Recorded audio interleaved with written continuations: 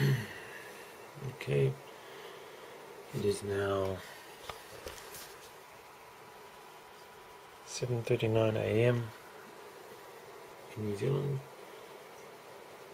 and my wireless light has just gone on again and gone off again.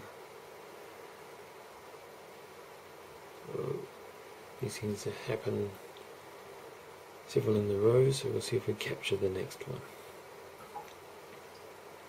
Could be a boring video. There we go.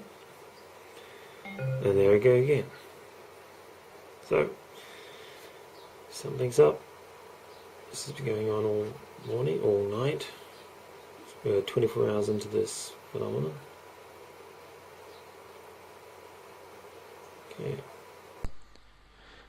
Okay, so it's been almost 24 hours since this electrical phenomenon has begun, and there's no earthquakes apart from the Vanuatu one, which occurred about an hour after the first incident that I noticed.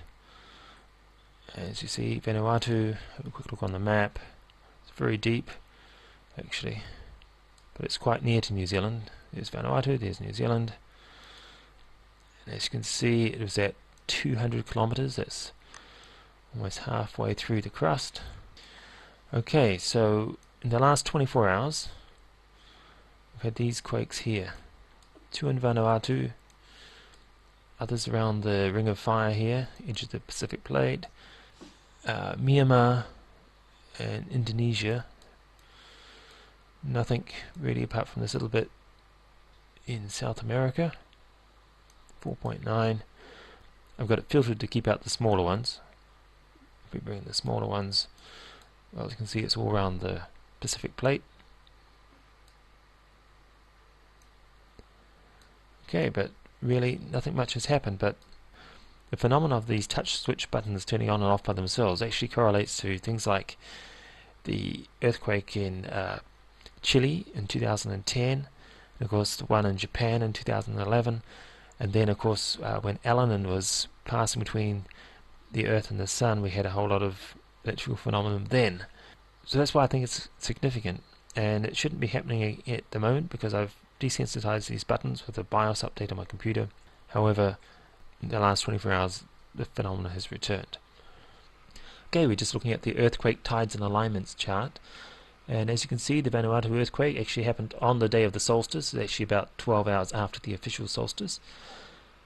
And as far as a discharge event, if we're in a situation where we've got a charge on the Earth as a result of perhaps this galactic alignment, and this phenomenon has been going on all day yesterday and onto today, the next discharge opportunity is actually when the moon comes round to the Pleiades, and a discharge generally means an earthquake. So unfortunately that is December 25, which is Christmas, and an even bigger discharge opportunity would be when the moon aligns with Jupiter, and that occurs a little bit later. It's actually probably be late in the day on December 25 or early December 26, Boxing Day. So I'll have to look at the chart and check exactly when the Jupiter alignment occurs, but it's late Christmas Day, I suspect.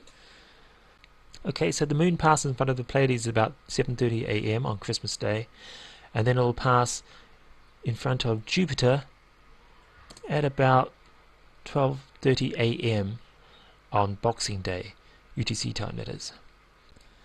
Okay, thank you for watching.